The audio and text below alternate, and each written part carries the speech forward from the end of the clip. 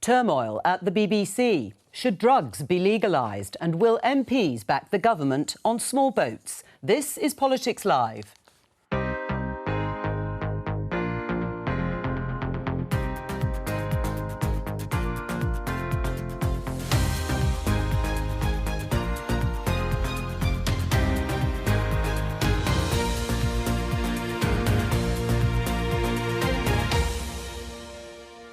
With me in the studio, Conservative MP John Stevenson, Labour MP Emma Hardy, Green MP Caroline Lucas and Patrick Maguire of The Times. So what's going on today? The head of the BBC faces questions from journalists about allegations involving a top presenter. The big question for the BBC, I think, is are your processes fit for purpose? Scotland and Westminster clash over how to deal with drug abuse. So is it time to rethink the law? I think the decriminalisation of possession in Scotland is a good thing because the war on drugs has failed. King Charles and Joe Biden discuss climate change, but how committed are the main political parties here? With record numbers over the past few days, can the government stop migrants arriving in small boats? It will now go to the Supreme Court, I'm sure, and I suspect that will go through with the right result from the government's point of view.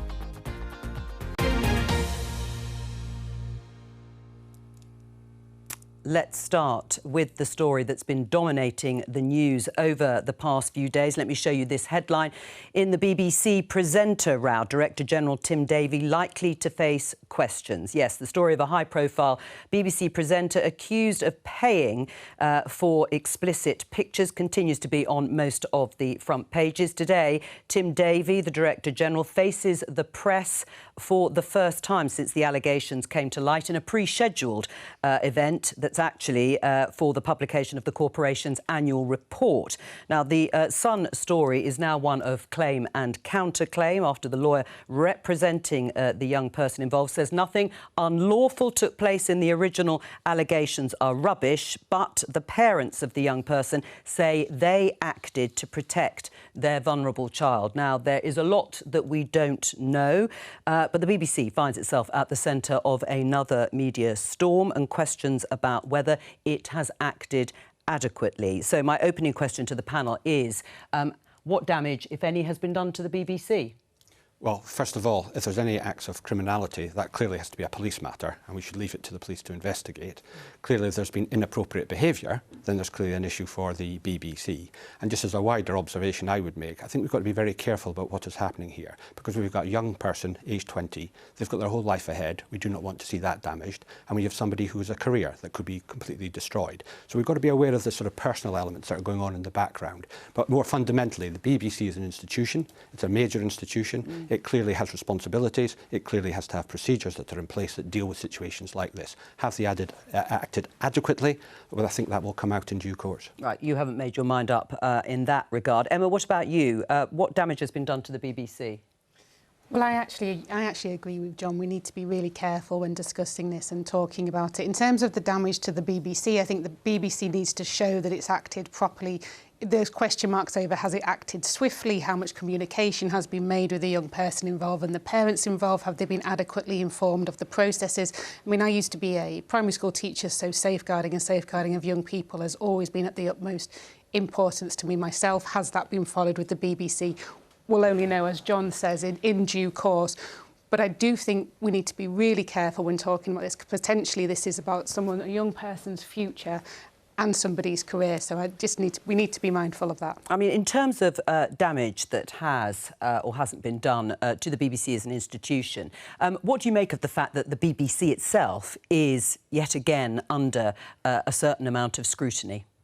Well, I just think it's so depressing to see once again how this has become an opportunity for many on the right to have a go at the BBC. It's become a political football once again. And so you've got Lee Anderson, the deputy chair of the Tory party, saying that the BBC, I think he said, is something like it's home for perverts. Safe haven for perverts. Safe haven for perverts. That's all right then. Lee Anderson. You've also got right-wing Tories basically saying this is an excuse again now to look again at the issues around the licence fee. And the bottom line is we just simply don't know. Your initial question was how much damage has this done to the BBC? We don't know. And I would just love us to end this feeding frenzy for the reasons that both John and Emma have set out. There are real people's real lives at stake. Can we just park that, let the police do their investigation if that's what they're going to do, let the BBC do theirs, and then come back to it when we know the facts? Because this kind of claim and counterclaim every hour of every day right now, I think is just such a distraction from some very big issues that we ought to be discussing. Absolutely. I think that everyone on this panel has been very measured, but the problem is I think there is an influential body of opinion in the Conservative Party, some of John's colleagues, who will seize on any opportunity to bash the BBC.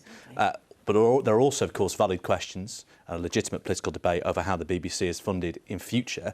So the risk for the BBC here is whatever happens, whatever the outcome of this clearly contested and very sensitive case, if indeed the unnamed presenter is, this is proven to be a storm in a teacup or unsubstantiated or whatever. Clearly, the BBC will face questions for how it's dealt with this internal personnel issue. But if these allegations are substantiated, then the questions of what the BBC knew and whether they acted adequately will also come back to bite them. And you can see critics of the BBC, of which there are many in Parliament, and this is a live issue. But we should separate the BBC. two issues. There is the issues about what's actually happened here, and I think we've got to try and take it out the limelight in many respects, get it properly investigated, look at what the issues are and come to a conclusion about that and deal with the consequences that flow from that.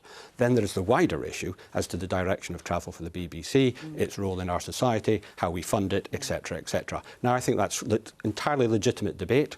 My party has got different views within it, as will other parties, but I think that's an entirely legitimate debate and that's one we should be having. But do you think some of your colleagues have conflated those two issues in this? Well, I'd like to think not, because I just do think that they are.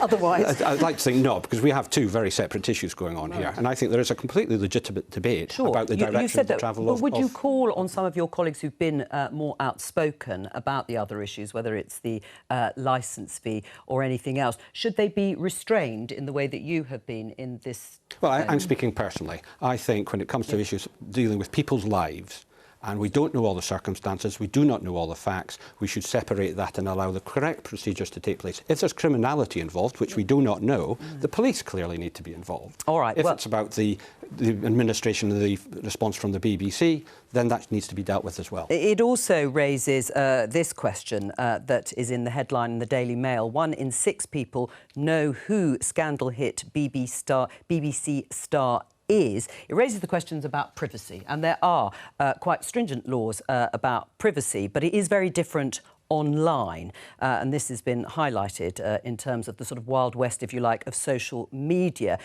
Is it impossible to really keep to those sorts of privacy laws, Patrick? Well, I think the problem with UK privacy law now is that since Cliff Richard and since the Bloomberg Supreme Court case against an unnamed businessman who successfully sued and prevented himself being named because of a fraud investigation, you've got a real, quite corrosive mismatch between media organisations being unable to print basically anything, even when the evidence is very strong because the privacy laws are very restrictive, which creates a massive vacuum that is almost immediately filled by social media, much of which, or in some cases almost all of which, is unsubstantiated and wrong. So clearly there needs to be some sort of correction here, and it's no wonder we're now in a situation where cabinet ministers are having to say, please don't name who this may or may not be under parliamentary privilege. But you can see if you're an MP who cares deeply about press freedom or maybe has a misguided desire to make a name for oneself, that the parliamentary privilege option would be quite attractive in this case and others like it. Right, and it has been done before, of course.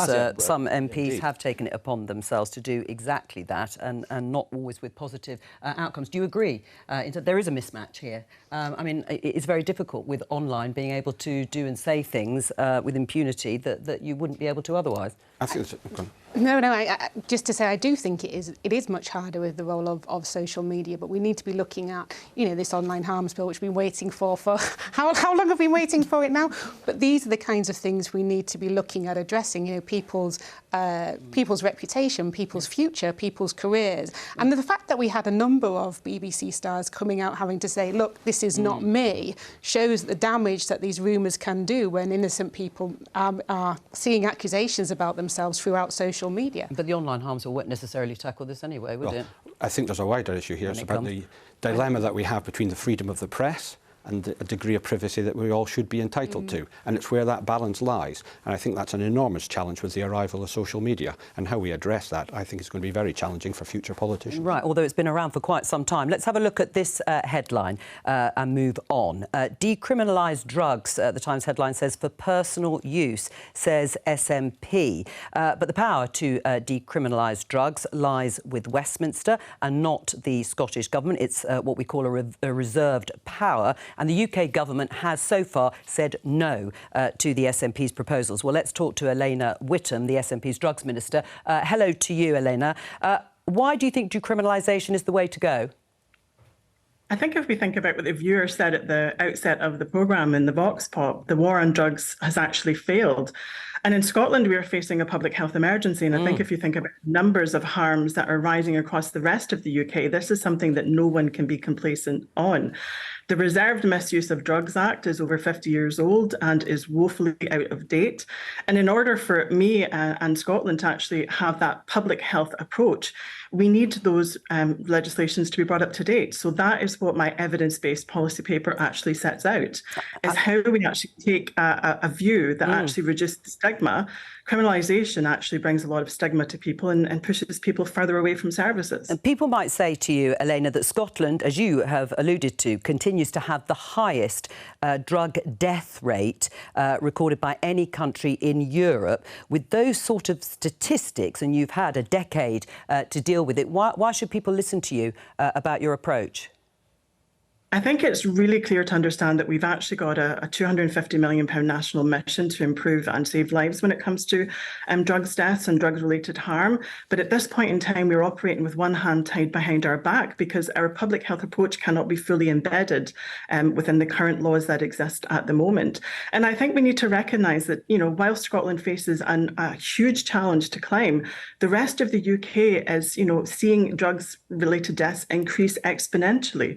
And we're also facing the increased risk coming from synthetic opioids. And I think all of us have to work collectively across these islands to actually face down that real and immediate danger that's incoming. What's the justification, John, for saying no to the SNP on this? Well, I think there's a lot of politics going on here because the drug policy in Scotland has been pretty poor over the last few years, very sadly. But I think at the end of the day, we are one country, the United Kingdom. Our policy and our laws should be consistent when it comes to this issue. A personal view, I don't think we should decriminalise. Why? Well, I think if I'm taking a drug that I'm entitled to legally to do, but I'm acquiring it from or buying it from Emma, who's doing something illegal, I think that starts to legitimise the whole process. And I just do not think that is the right approach that we should be taking. I think we should have a consistent policy right across the United Kingdom. Elena? I think that we have to recognise that there's places within this world that operate at different policies in different places. If we think about Canada, if we think about the United States, they actually have different drugs laws within different provinces and within different states. So there's no reason to say that we cannot act differently. But I think what is failed to be recognised here is there's a threat that's actually across the entirety of the UK at the moment.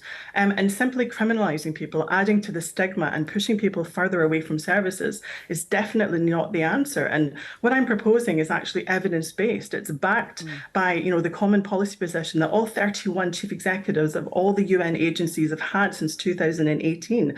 This is not something new, but this is something that we need, and we need to work together on it. Emma, do you agree with Elena? It should be allowed now for the SNP to take a different approach. Would a Labour government support it? Well, I have to say I don't support the decriminalisation of drugs, and the reason why is because it's not a victimless crime. And I tell you what really made me think about this seriously was I was invited by the police to go and witness, where they'd been growing cannabis. A cannabis farm had been set up in my constituency. And I went in, I saw this farm, very sort of sophisticated operation that it was working there. And what I also saw was a mattress on the floor.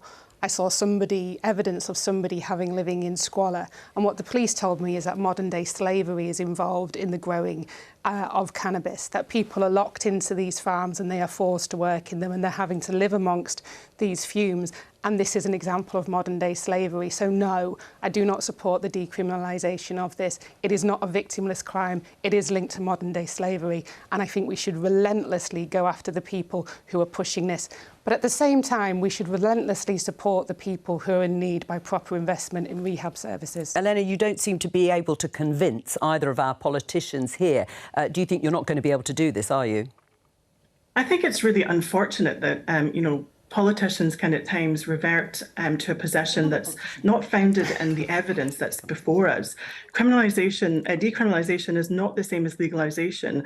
And it's also really important that we make sure that people feel comfortable in order to come forward. And as long as people are pushed towards the margins, they're not going to feel as if they actually can come forward to get that support that they need. I absolutely do agree that we need to make sure that we still go after serious and organised crime and go after for those people who are doing human trafficking. But that does not mean that we need to needlessly criminalise a section of our society who are actually experiencing a health issue and not a criminal justice one. And when I said the politicians, of course, we have Caroline here to Green MP, who has a different view and agrees much more with Elena. I do agree with Elena, and actually, coming back to what Emma said, it's precisely because it's not a victimless crime that I believe that we should take it out of criminal hands. And I believe that if you were to do the policy around decriminalisation as a first step towards a wider policy of regulation, we would actually have a chance of getting this evil trade really out of the hands of the criminals, which is what makes it evil, and have it where, as Elena said, drug misuse or use is a health issue, not a criminal justice one. If you had it regulated, then you would treat drugs in the same way as we treat alcohol and tobacco. Because right now, young people speak to me and they tell me it is far easier for them to get hold of drugs than it is for them to get hold of alcohol. They just make one phone call and they know who to call. No one asks them how old they are. No one asks them anything else. So I think we need to move towards a regulated scheme. And that is exactly, as Elena said, what the evidence points to. It's not just the evidence from the UN, although Elena rightly points to that. It's the evidence of so many police officers, so many Home Secretaries, actually, once they leave office, they admit that this is what we should be doing, and yet there's this kind of right-wing fear of being able to, the fear of the right-wing press. It's not right-wing. I mean, Emma is on the Labour Party, or not just right-wing, let's put it that way. But Labour, I'm afraid, is also worrying about right-wing press. And if we could actually have a proper debate about how to protect people from harm, the evidence points to the fact that a regulated system is the best way of protecting people from harm and being able to ensure that people you brought up the whole spectrum of regulation. That is Green Party policy. I'll show you this headline. This is the police seize £130 million worth of cannabis in UK-wide crackdown. The officer in charge of that operation, Steve Jupp, said this. Cannabis cultivation is part of a whole network of criminality. It doesn't sit there singly. And so that we looked specifically at cannabis cultivation this time round to see how the criminal activities that fall out of that, both financially and also through linking into other criminal gangs, were operating in the UK. We also know, and we listen to what our communities are telling us, and we know that our communities are concerned about the amount of cannabis grows there are in the UK, and also the amount of violence that is undertaken by gangs in terms of trying to deal with each other's cannabis grow activity. Patrick, most people would say that the war on drugs has failed by whatever metric you want to choose, and they want to improve it. Why won't the Conservatives or the Labour Party actually look at some of the possible approaches being put forward by Caroline and Elena? Well, because, look, crime is a very salient issue electorally, and the reason there is consensus on that side of the panel is that the Labour Party does not want to be perceived as soft on crime. But it's also because we actually believe, and I actually personally believed, it is not a victimless crime. It is linked to modern-day slavery. It is linked to trafficking. It is linked to abuse. And I think, as I've said before, we cannot look at this as being some innocent sort of pastime. I don't think it's innocent for a second, which is exactly why you need to take it away from the underground and this drugs is why and we also the crime groups need to be dealing in it. And where I think Caroline and I will agree, I'm sure, is we do need that relentless focus on rehabilitation and support. And we've seen massive cuts. Massive cuts. Well, let Caroline come back in on this. Yeah, I mean, I just think that that Emma can't sit there and say this is not a victimless crime and then not follow through the logic of what she's saying, because it's precisely by keeping drugs in the hands of gangs that actually drives more victims. It means that the drug gangs are more linked to other kinds of crime. Absolutely It means it's much more likely that people that we all want to help are going to come forward to get help because they know they're going to be criminalised if they do. I've interrupted you to begin with. But clearly the realm of what's politically possible. This debate has come a long way since New Labour was downgrading the classification of some drugs, and Professor Nutt was saying that ecstasy was safer than horse riding, right? We're now, the realm of what's politically possible on drugs policy in this country has shrunk, and there's no better illustration of that as Anas Sarwar was in favour of a similar policy to what the SNP have just announced, and when the SNP announced this last week, he was on a visit with Rachel Reeves, and both of them said, absolutely not. Which is downright cowardly, because there are lives at risk, to be honest. But I'm not confronting the wider community. And this is going to make it more likely to... decriminalisation either. Well, hang on. I mean, there is a political consensus here at the moment, but it is interesting. Patrick says, what's politically possible? Is that... Do you privately think something else? Emma says she doesn't. No, I think you've got to look at, we are representatives. We represent our communities, and they have their views on drug policy as well. And I think there's a strong consensus in this country that we should not be decriminalising. That's because we never have a proper debate, because it always gets portrayed as if we're suggesting that people go to sweet shops and sell drugs. And you can have a sensible, mature debate about these issues, and you can still come to the conclusion that you do not think that it is. Debate, do we? But what we do need to talk about, and I think this is where you're saying there's consensus on this side, but I think where there is the big dividing line is the amount of support that should be there. I see it in my own constituency. I've been to Renew. I've talked to them about the difficulties they have supporting people. I've talked to people who are currently suffering because they have addiction problems. I see the blight that this impacts on the community. And this is why I think, as I've said, yes, no, I don't think we should decriminalise it, but I do think we should absolutely be out there supporting people. We should be involved in drug education. We should be helping communities. And at the same time, we should be going after these people who... As I say, it will stay with me forever, that image of that mattress on the floor, that person living in squalor, forced to tend these plants. These are organised criminal gangs. A regulated system gets away from drugs being in the hands of the gangs and of the criminals. That is exactly why, if you care about the person on the mattress, as I'm sure you do, at least could we open our eyes to the possibility of looking at something that might work better, because we know that the current policy doesn't work. The Misuse of Drugs Act is now over 50 years old. One of the things I've been pressing for ever since I was elected, because when I was first elected, Brighton was the drugs death capital of the UK. I'm very glad it's not right now. But what I was pressing for then and still press for would be at the very least a review of the Misuse of Drugs Act. Look at whether or not it's worked. Look at the evidence from other countries, from Portugal to Canada, who are taking a different approach and who have a much better record of reducing harm. Elena, I'm just going to get a final word from you. What will you do now as the SNP if, as looks likely, the government continues to say no to decriminalisation and no to drug consumption rooms? I think, just before I go on to that, I think we have to recognise there's been a false dichotomy put forward here. This is not one thing or the other. This is actually bringing our drug laws into the 21st century so we can actually have a public health approach. So we can deliver all those harm reduction measures that we need, including safer injection facilities, including drug checking facilities. And by doing that, we actually empower people to look after their own health, and we make sure that we're responding adequately. I really would impress upon the Prime Minister and also those in the UK opposition parties to work constructively with me on this. Have a look at the evidence paper that I have presented, because it's not going to help anybody at any place in these islands if we do not actually work with urgency on this. And I will continue to work towards the national mission that backed up with £250 million to make sure that people can get access to the treatment that works for them. But this would be made easier if the government in the UK works with me. Elena Whittam from the SNP, thank you very much. Let me bring you this bit of breaking news. We said at the beginning of the programme that the Director General of the BBC, Tim Davie, was facing journalists for the first time since the story about a high-profile presenter broke several days ago. He has said and told journalists that the presenter at the centre of recent allegations wasn't spoken to until the 6th of July, which is the day the Sun newspaper put its story to the BBC. He confirmed we did receive a call on the 19th of May.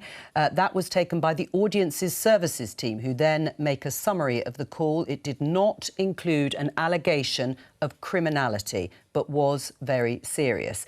At this press briefing, which is related, as I said, to the BBC's annual report, he confirmed he's asked for a review, which will be internal, of how things are what we call red flagged for their importance. He said any affair of this nature is serious.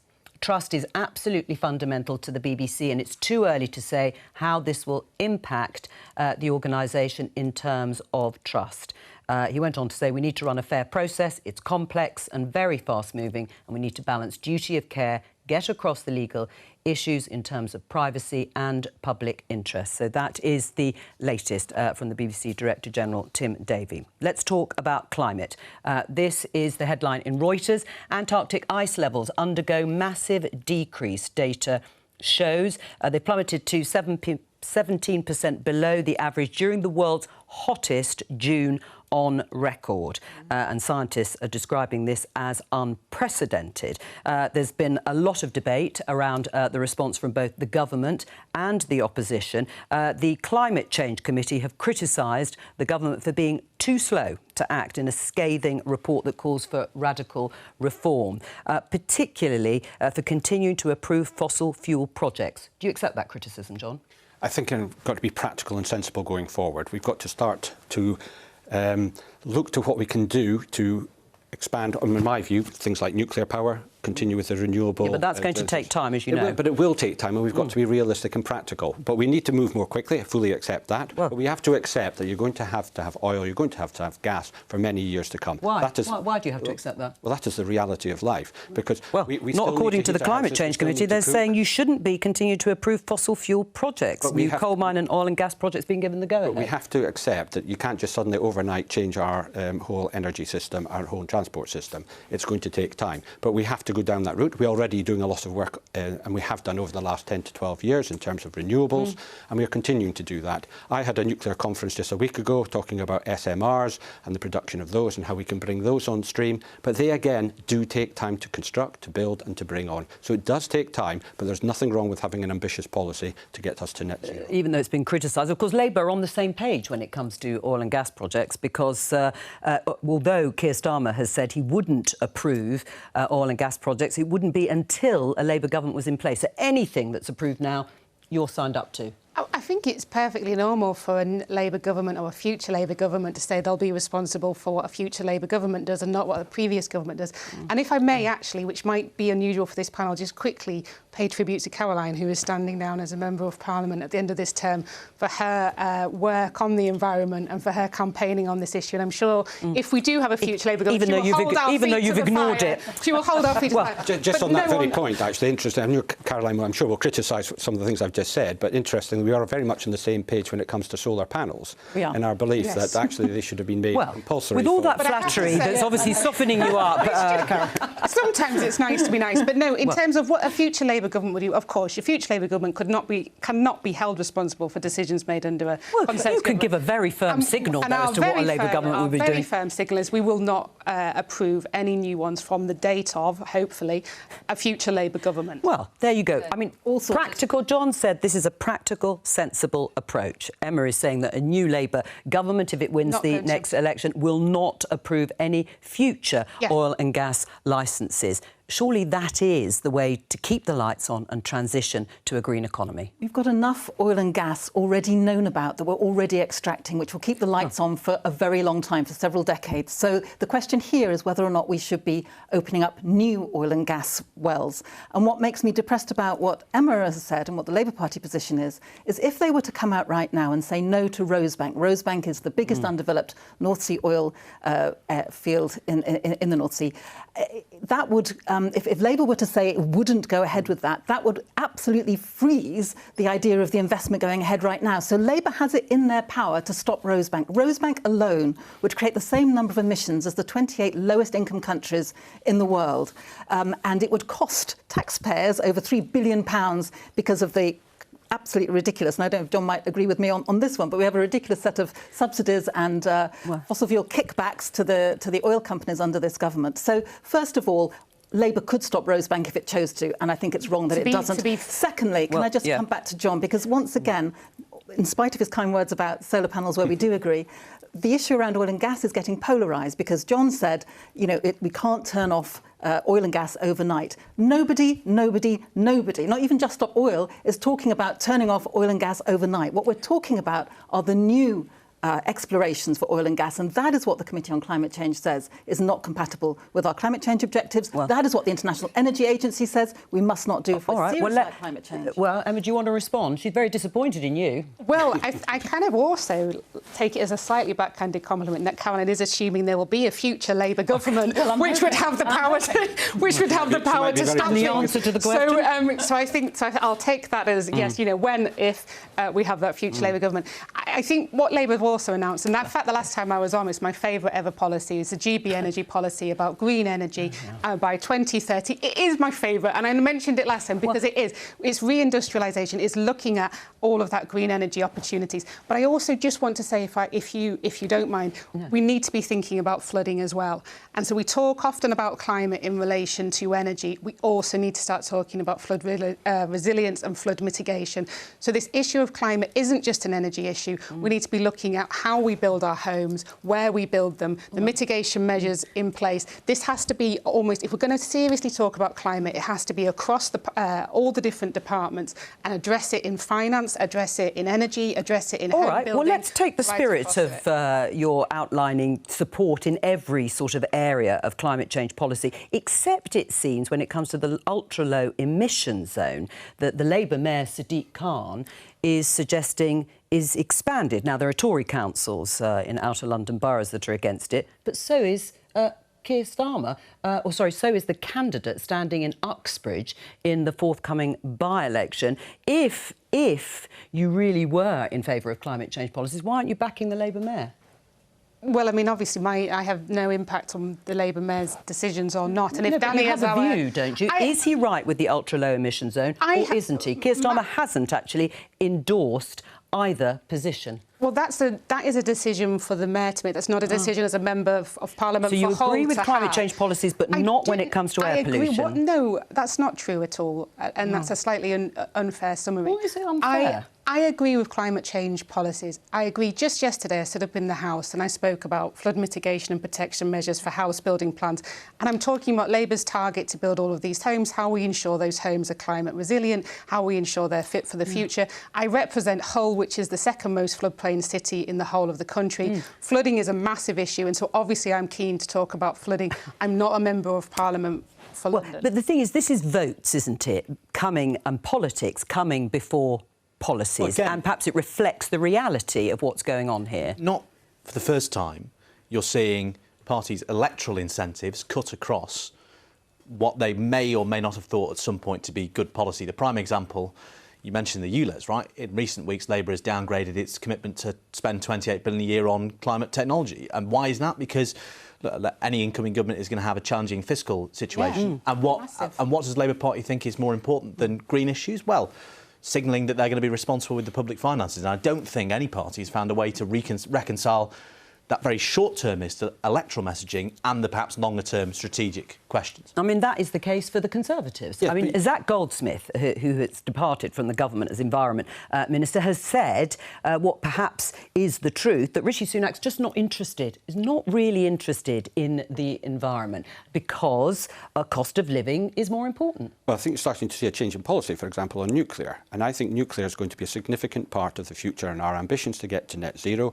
And I think there's been a change in attitude, particularly with regards to the private sector and how we invest in nuclear. Nuclear has many different advantages for our country. For example, it gives energy security, because you obviously have the plants in this country. You have a base supply, which helps the renewable element. But there is also things about skills, there's about employment, and there's about economic development, particularly in parts of the north. If you were to take, for example, Cumbria, if we were to have 2 or 3 SMRs built there, the impact on the area would be hugely significant in the supply chain, in the job prospects, and also it takes us towards the short term, though. There's absolutely nothing that nuclear is going to help us with when it comes to the short term. Plus, it is massively expensive. Well, that's an interesting point about expensive. I'll take you up on that. No, because the private sector have got a completely different attitude. Well, I mean, but the private sector have a completely different attitude now to nuclear, because the SMR building these huge nuclear plants, 20 billion plus, the risk is enormous. They're using that funding model, which means that the taxpayer is actually putting in a huge amount of money. I know they're not. That is again incorrect. A lot of private sector are now willing to invest in SMRs because the risk to them is much reduced. Why haven't they? Well, they're starting to. What they're looking to is a lead from government in terms of the regulatory aspects. In Cumbria, there is a company there that wants to build an SMR at Sellafield. Yeah, what is an SMR? It's a small modular reactor. Sorry, it's a small modular reactor. Basically, it's a small nuclear. But not very small. Right, but actually, let's just take Caroline's point. But hang on, it is. But let's just take the point that is still more long term. The problem, Caroline, is that we are in the middle of a cost of living crisis. You are asking people, you're asking voters to effectively pay more, perhaps in the short term, and politicians know people don't want to do it. They can't afford to do it. Can I just remind you that when David Cameron said, let's get rid of the green crap, what that actually led to was £150 more on everybody's bills, on their energy bills, precisely because we weren't investing in the house-to-house home insulation programme that we desperately need. And that's got nowhere. It's exactly why this false dichotomy between dealing with climate on the one hand and dealing with the cost of living on the other is not a genuine division. It's precisely because people are so strapped for cash that we need to be investing to make sure that their energy bills come down. And how the government is in the position to do that. You're going to ask me where to get the money from. OK, so why don't we have a debate on this panel about a wealth tax? We never talk about a wealth tax. No, we do. It's raised all the time, but nobody takes it on. Well, the Greens would, so give us the chance. Emma, move over and give us the I mean, in a way, another short-term electoral question. But you're not going to get this Labour Party leadership come out and talk about wealth taxes, right? Which is part of the problem. Which is depressing, isn't it? I mean, basically, you've got Labour and Tory becoming interchangeable. Hang on. Let Patrick ask. I'll come back to you in a minute. Part of the problem that for years and years and years, people with your politics or broadly aligned to you politically have said about stuff like nuclear, it would take really long and it would be really expensive. You know, Nick Clegg said as much in the early years of the coalition government. Now we could have had nuclear power coming on stream. Is that not a problem? Is there any part of you that regrets sort of that stance now when we're in the middle of an energy crisis? I think I'm making the case more about time now than I was then. There are plenty of other reasons to be against nuclear then, but the issue about time now is that the government has a decarbonisation target of getting rid of carbon in the electricity system by 2035. These SMRs of John's, and indeed any bigger nuclear power stations, are hardly going to even be on stream by 2035, so they are not going to be able to help us. Again, that's incorrect. SMRs could be on. Stop saying SMRs. Sorry. But you're incorrect on the timescale. They can be brought on stream well before that. Let's see. I'll give you a bet. All right. Well, we can make a bet. You can agree it outside the studio. Just very briefly before we leave it, as the others have said, you are going to be stepping down. Do you think you've made enough impact on this issue? No, of course not. I mean, I wish I'd been able to make more. It's really hard as a single MP out of 650, but the Greens do make a difference when they're in the room. There are certainly issues on the agenda that wouldn't have been there if I hadn't have been there. There are certainly ways in which you can see that the debate has advanced. So I'm never going to say it's enough. But has it made a difference? I hope so. Let's talk about the illegal migration bill that the government is desperately trying to push through Parliament. But let's start with some of the figures. I think we can show you the story on the BBC website. Channel migrants. More than 1,300 people cross in 3 days. That's according to the government figures. And on Friday, 686 people made the journey from France, and that is the highest daily figure so far this year. What do you make of those numbers, John? They are very large numbers and they are unsustainable for the future, and that is why the government's got to address this issue. Part of the solution is obviously the bill that is going through Parliament, but I think more work needs to be done ultimately with our neighbours in France. I think ultimately you've got to strike some sort of agreement or understanding with the French that somehow we reduce the numbers. Because are you not a supporter of the Rwanda policy? I support the government's legislation because I think we've got to ultimately do something. And if you look at my constituency... So anything, anything... That is part of their solution. That is one element to it. Obviously, the discussions that they have with France is another element to it. But I look at my constituency. We have 2 hotels in the area. Is that the right use of the hotels? Clearly necessarily not. Is that good for the community? It certainly isn't. Right. We've got to expand and improve the process of how we process people who have come here. Well, you've had 13 years to obviously do that. And that is starting to change and improve, and there's still more work to be What in the done. bill specifically will bring numbers down, if that's what you want to see? Well, I mean, there are... Well, we'll have to wait and see if the bill does ultimately go through. No, but I'm asking, you know what's in the bill. What in the bill specifically is going to bring those numbers down? There is the possibility that of the Rwanda concept, that if people in the were... courts, of course, at the moment. It is, and we'll have to wait and see the outcome of that. That is part of it. But I think more fundamentally, and this is a view I have, is that the agreement with the French is critical to it. Right. Because I think if we come to some sort of better understanding with them and we curtail the boats, I think that is better for us, better for the French. Sure. And more importantly, it does get rid of the gangsters and the organisations that are bringing people across and getting an awful lot of money which they shouldn't. Well, we'll come to France in just a moment, but let's have a look at this. Ken Clarke, not a known hardliner on this issue, former Conservative Cabinet Minister, says, I'm not known for being tough on immigration, but we must give the Rwanda plan a chance. Despite protestations, no one has put forward an alternative to the Prime Minister's scheme. We can no longer simply do nothing. And this is obviously processing asylum claims of people who arrive here in Rwanda for them to stay in Rwanda. What do you make of what Ken Clarke is saying? He says you haven't put forward an alternative. No one has. Well, we have put forward an alternative. We have a 5-point plan for dealing with it. But I am utterly opposed to this piece of legislation. It is not going to work. It is going to cost around £6 billion. That's the Home Office. We have a 5-point plan. I'm happy to quickly go through it. It's going to cost £6 million, even if, and I said this last time I was on, even if the Rwanda plan was successful and people were able to send them there, you're talking 1 to 2% of the entire population who are waiting for asylum decisions. The asylum seeker backlog is now at 170. But the government is dealing with that. No, they're not. The 170,000. The government said they put money in and they started to deal with it. No, so you would they do the same? No, they haven't. Look at the success we've had with the Albanian policy. I just don't think Labour have any alternative. Last year, in terms of all the number of people crossing in the small boats, only 1% of those people have been processed. As an individual constituency MP, people come to me all the time about problems with the Home Office and how incompetent it is.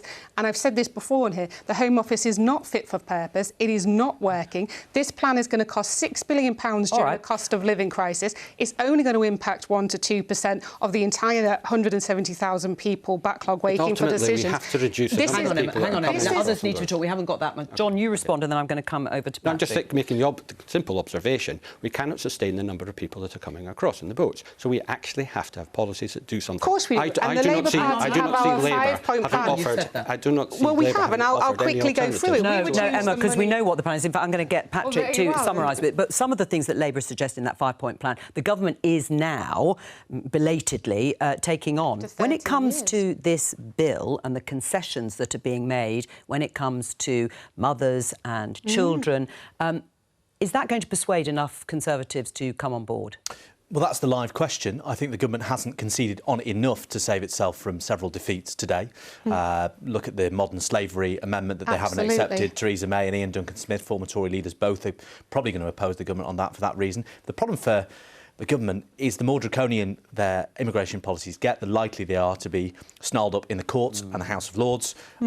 But equally, the longer they are seen not to be solving the very visible and visceral problem of boats landing on the south coast, the more draconian they're likely to get. So this sort of feedback loop of, policy that's then stymied by the courts and the laws is likely to continue. I just want to put it to John, was it wise for Rishi Sunak to make it a pledge, not just to reduce the numbers coming, they're going in the wrong direction, to stop the boats? Well, we'll see in due course. You believe that he can do that? We'll have to wait and see the outcome of the policy. Seems to be happening right now, and that's because this is an utterly failed government policy. So, well, hang on, it hasn't actually happened, this government policy. How do you know it's failed? Well, I know it's failed because we're supposed to be learning that from the introduction of this bill, it's supposed to be acting as a deterrent, and I don't think there's any sense that it will be doing that. What it will be doing is making people's lives so much worse. What it will be doing is not only being unworkable, as Emma said, but I think it's illegal, I think it's immoral, I think it's an abhorrent piece of legislation. If the boats were stopped, would that not be a moral thing to do? They are not going to get stopped because people only are getting into those boats because the situation they are leaving is worse than the risk that they might take taking those boats. And we know that because so many journalists have actually been talking to those journalists out there. What we need are safe and legal routes. Hang on, don't talk over each other. Now, John, you start. I'd just say it's unfair to say that somebody in France is leaving a country that's worse than the United Kingdom, because quite clearly everybody to stay in France. No, is that your policy? Because that is the logic of what you're saying, that if they're not allowed to cross the water, they're going to be in France. The first safe country you come to, you should be claiming asylum. It's illegal and on that note of disagreement, that's all we have time for today. But thank you to all of my guests, and I'll be back with Prime Minister's questions here on Politics Live at 11:15 tomorrow. Please join me. Bye-bye.